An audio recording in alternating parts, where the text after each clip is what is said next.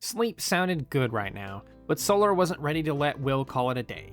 She grabbed a great axe and brought Will through a back door in the shop. The back of the shop had a large open space with 2 solar panels near the door. "From now on, you should only train back here," Solar said. "Why?" Will asked. "Why?" Will asked. He took the great axe from Solar and held it up to look at the sharp edge of the blade. It was duller than Solar's sword, but with a good enough swing, it shouldn't matter as much. "We're experiencing an influx of customers lately. It's not a good idea for them to see a man swinging an axe in front of the shop." Good point. Will swung the great axe around a few times. Solar nodded at his technique. "So, why do you think there's been so many customers lately?" Will asked. "There's an increase in demon activity. Likely because they are searching for you." Will stopped swinging the great axe and looked at Solar sadly. He didn't know how to word how he felt about that. It wasn't a good feeling to be the cause of so much trouble, even if there wasn't anything he could do about it. As a result, more people are being targeted since demons can't resist a soul, Solar explained further.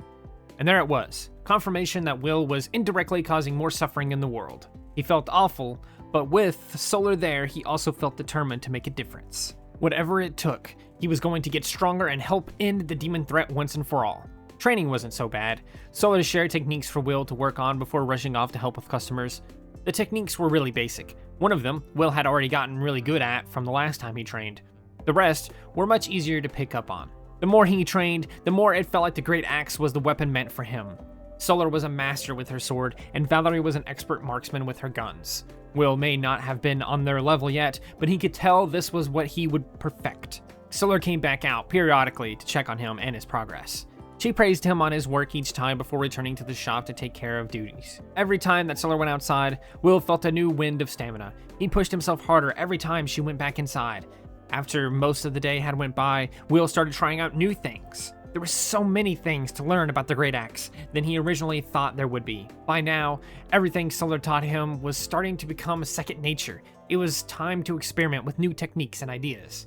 The only way I'm going to master this weapon is by trying everything I can with it, Will thought. The day became night, and Will continued training regardless. Unlike last time, Will knew better than to stay up all night working. He waited a couple of hours after night fell before going back inside. The very next day was a mess of activities right away. Solar had used the garden to retrieve Will's cleaned uniform from the dry cleaners. Solar made him put it on before meeting the truck outside.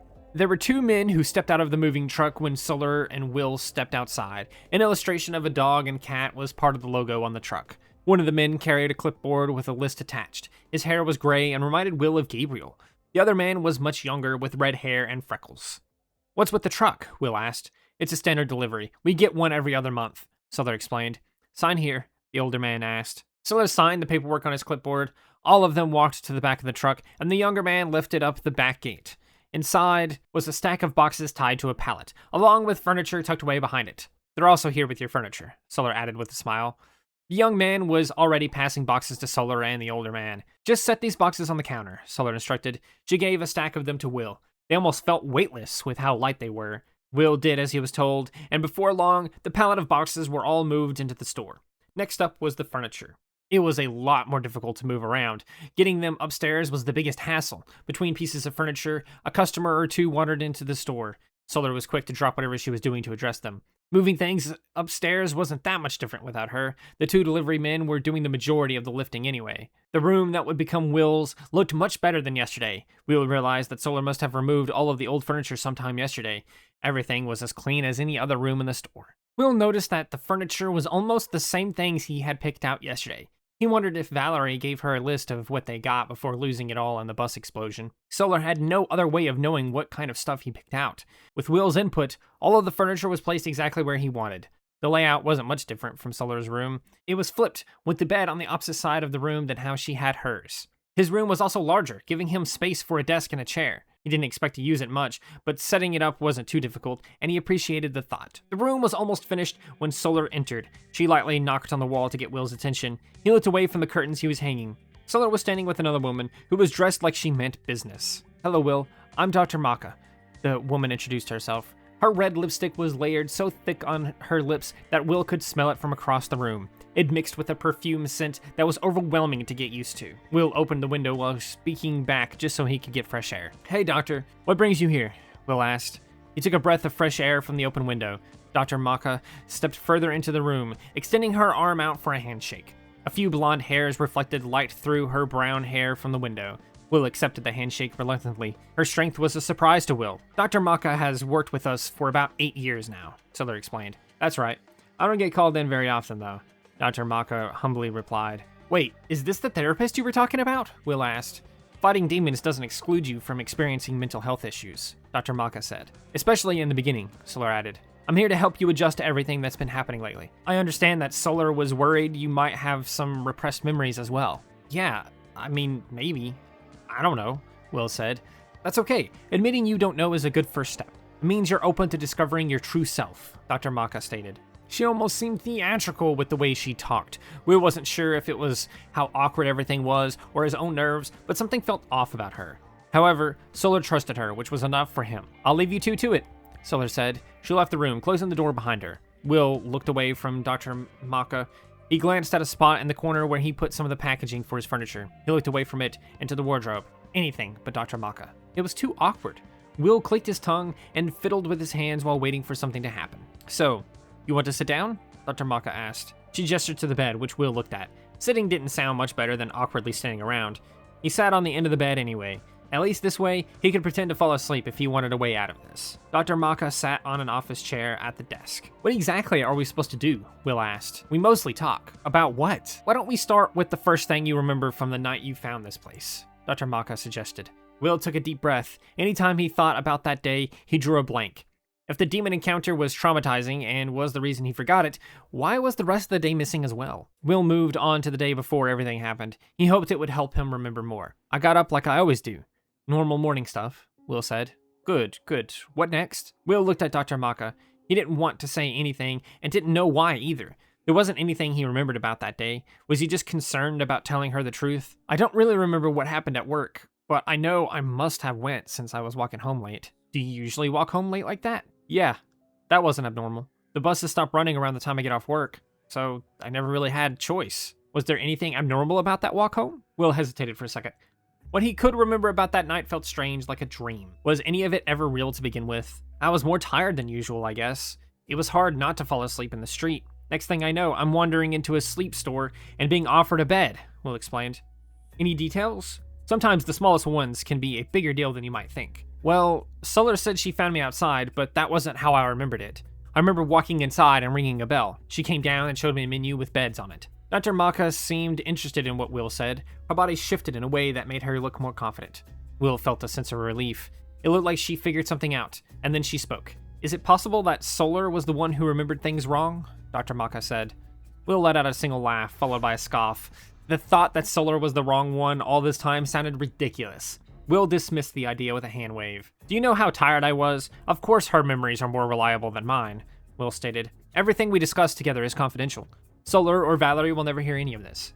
So, if you want to speak your mind about either of them, you're safe to do so. What are you implying? That I have something against them? I didn't say that. Well, I don't. Solar has taken good care of me, and she hasn't even asked for anything in return. I lost everything when I showed up to this store. Maybe we should talk about that. When did you find out you lost everything? Will shook his head. He wanted to scoff at Dr. Maka again. The questions felt pointless. There was no way Solar didn't tell her everything they already knew up to this point. Why even bother asking these questions? Insisting he move on from this seemed like it would only make her push it further. It was the day after. Solar tried to convince me about demons, but I didn't believe her. She helped me get back home where I found out it was destroyed. And Solar didn't know about this before? What do you have against Solar? Will asked. He stood up from the bed and crossed his arms. This was feeling less and less like a therapy session. Dr. Maka held her hands up to her shoulder height. I don't have anything against her. However, I've had some people in the past who have. I just want to make sure you're not like them, Dr. Maka insisted. Look, my issues are my own fault. It's my memories that aren't all there. You're victimizing yourself, Will. You're stronger than that. I'm not. Am I? Will sat back down to think about it. Dr. Maka let him have a moment before she said anything else. I'm not saying it was Solar, but someone is to blame for your memory loss. That night, when I went back to the sleep store, I saw blood all over the parking lot. It was only there for a brief moment, but that's how I know Solar was telling the truth. Blood? Anything else? I didn't have my briefcase when I first found the sleep store, and there wasn't any blood on my clothes. The lack of blood on your clothes is explainable enough. When demons die, their bodies decompose at an accelerated rate. Even their blood evaporates. However, you should still remember seeing blood on your clothes before the next morning. I don't. Or maybe I do? I was so tired that I didn't care how filthy I was. Do you have any history with sleepwalking? Dr. Maka asked. No, but maybe that's what I did? It would explain why I can't remember anything, Will said. I want to try something if you don't mind, Dr. Maka said. She stood up from her chair and walked across the room. The window was shut very carefully and the curtains closed. The room became darker than Will usually liked his room to be. His curiosity drew him to many conclusions for where Dr. Maka was going with this. Lay back and relax, Dr. Maka instructed. I don't know, Will hesitated. Dr. Maka's perfume and lipstick filled the room with their aroma. Will rubbed his head. It felt like the smell was slapping him over and over. Just relax. You want to remember what happened, right? Okay. Will rested his head on a pillow and stared up at the ceiling. Every ounce of his focus was put into ignoring the smell. It was funny to think that he smelled awful and no one complained, not even once. Now faced with what was supposed to be a beautiful scent, he hated it. Thinking about anything else was hard. Just when his mind began to wander, the smell would poke back up. It didn't help that Dr. Maka was standing right next to him. She was practically hovering over the bed. Think back to how tired you were that night. Think about the few things you remember. The walk, the store, maybe the traffic, or even the weather, Dr. Maka instructed. Will tried his best. Dr. Maka seemed satisfied with it and moved on to the next instruction. Now let yourself experience it again. It can't hurt you. Will felt ridiculous. This sounded like a bad attempt to hypnotize him. He'd read about hypnotherapy before. Just like with a lot of things, he was skeptical of it. Regardless, he gave in to the instructions and let himself relax. The night was beginning to take shape in his mind. The cool breeze and the honking vehicles that passed by, the way he kept stumbling, how he almost passed out every so often. Before long, it was as if he was back there to that very night. It was jarring at first, but Will realized quickly that everything was just a dream. That tired feeling he felt that night had no power over him this time. Will ran, moving as fast as he could to get back to his apartment. Reality around him didn't work like that, however. No matter how fast he moved his legs, they moved just like they did that night, slow and sluggish, dragging against the coarse concrete sidewalk. Even if the tired feeling didn't have power over him here, he was still powerless. Nothing he did changed what happened. He still tied his briefcase to his suit jacket and dragged it along with him. Sleep? That's what you want? A raspy voice questioned. Will didn't ignore the voice this time. He did what he did last time, and he continued walking. But Will wasn't as sleepy this time. He was able to see it, a tall figure walking alongside him. It was pitch black, barely visible against the night sky behind it. What the hell? Will questioned. His voice mumbled out of his mouth into the bedroom he was laying in. Dr. Maka smiled and readied herself to learn something new about the night he found the sleep store. Will had no idea what was going on. This creature wasn't like any of the demons he had ever seen before. Was this really there back then? Or was this just a made-up version of that night? The figure didn't do much. After asking about sleep, it just kept following. Will knew that if it was a demon, it was waiting for its offer to be accepted. If this really happened back then, it made sense that his soul wasn't taken. He was so tired, he thought the voice was a hallucination. Demons never would have crossed his mind. The night continued. Will almost fell over a few times as he made his way across a long bridge. The strange figure followed, but never made an offer. By the time Will reached the end of the bridge, the tall being stopped following. It watched with intrigue before fading out of sight.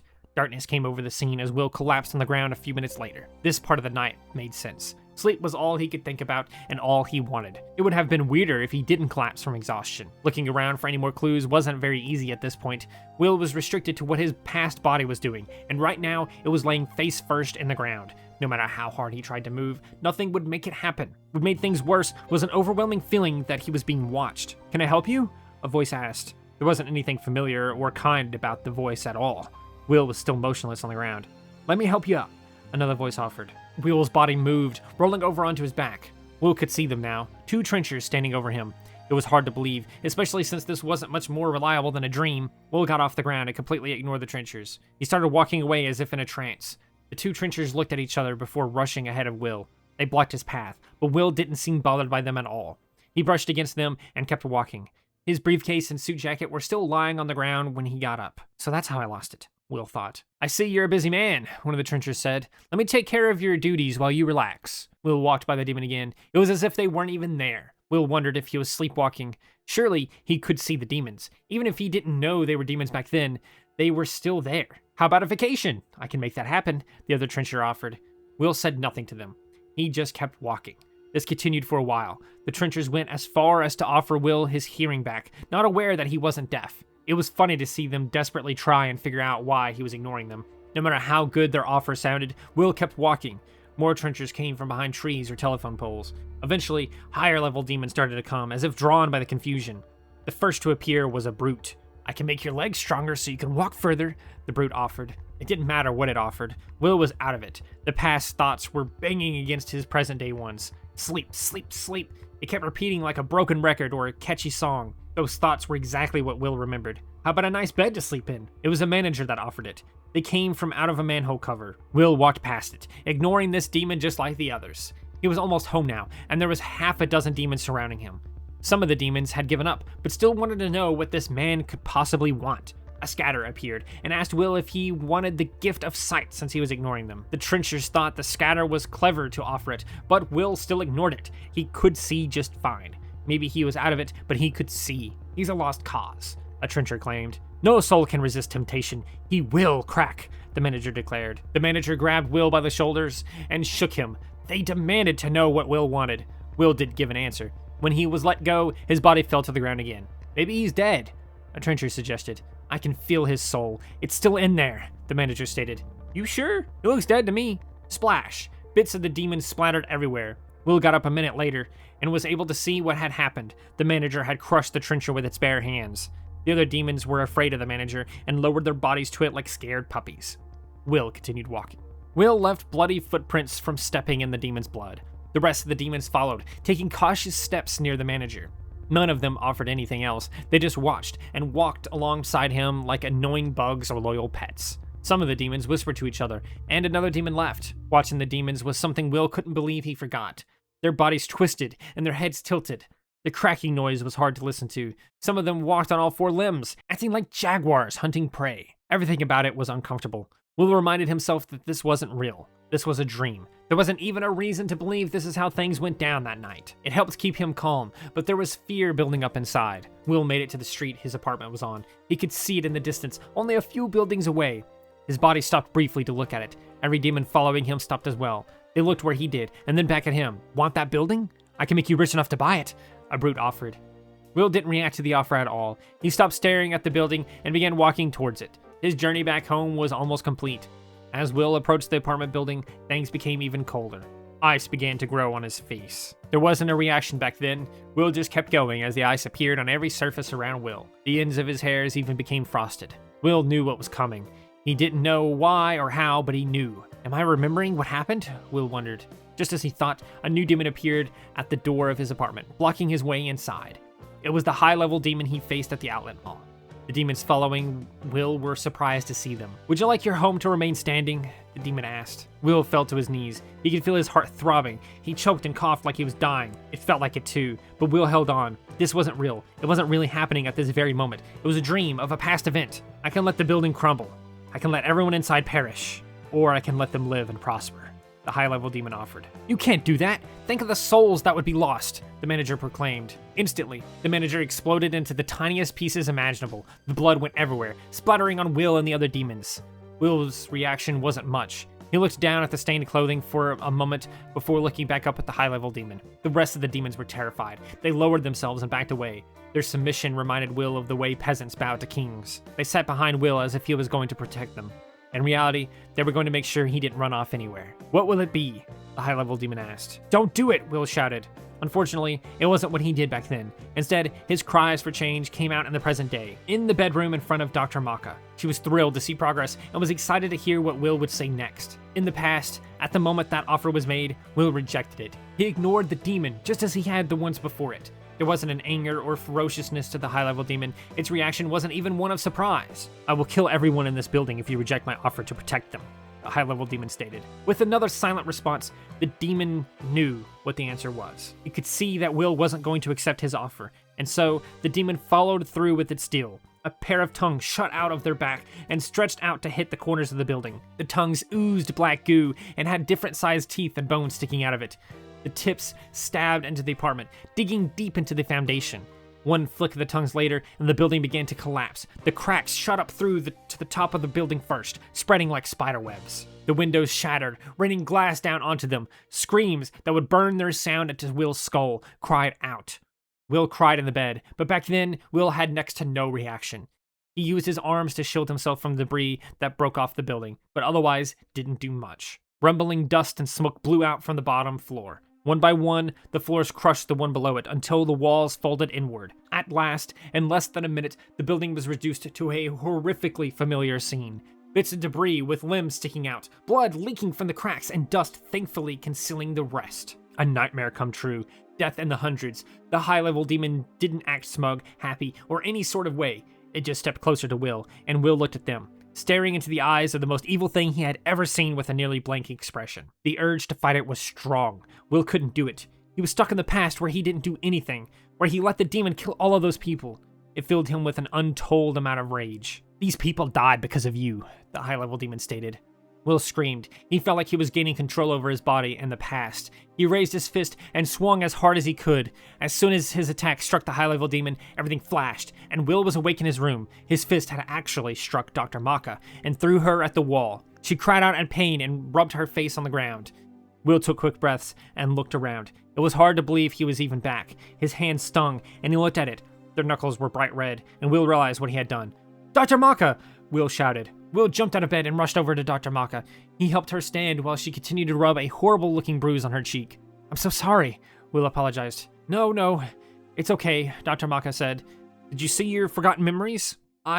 Will paused before he said anything else. Was his dream actually the past? Were they forgotten memories? It would explain why he couldn't control what happened. How could he trust that any of it was accurate? And what about what happened next? "I let it happen," Will said.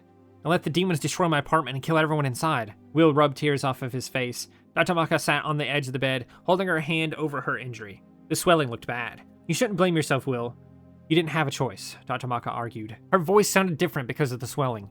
Will looked at the door. "Let me get you an ice pack," Will offered. "No.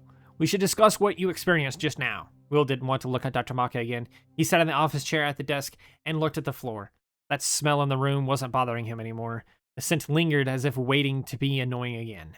He could smell it, but there was so much more to worry about than some smell. "I don't think any of it was real anyway," Will stated. As much as he wanted to believe that, he knew there was a good chance that it was real, that his dream had brought him the memories of that night. "Sometimes our dreams play out traumatic events to help us process them," Dr. Maka explained. "I used some suggestive language to help guide you into one of those kinds of dreams." Will sighed. Denial was easy to claim, but it was wrong. The truth was there, and he couldn't deny it anymore.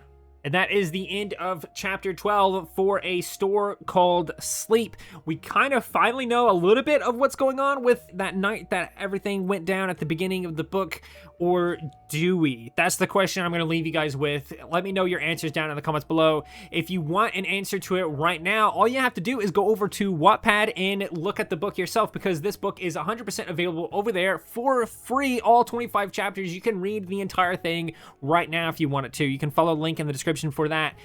Here's my profile and all the other stuff that you need to know about how to get over there. So I hope you guys enjoyed. If you did, please do consider liking, subscribing, sharing, and doing all of those wonderful things like that, because when you do wonderful things like that, not only do you get access to wonderful content such as this, but you also get to become wonderful yourself, and I think we all want that. So do those wonderful things, and until next time, stay wonderful.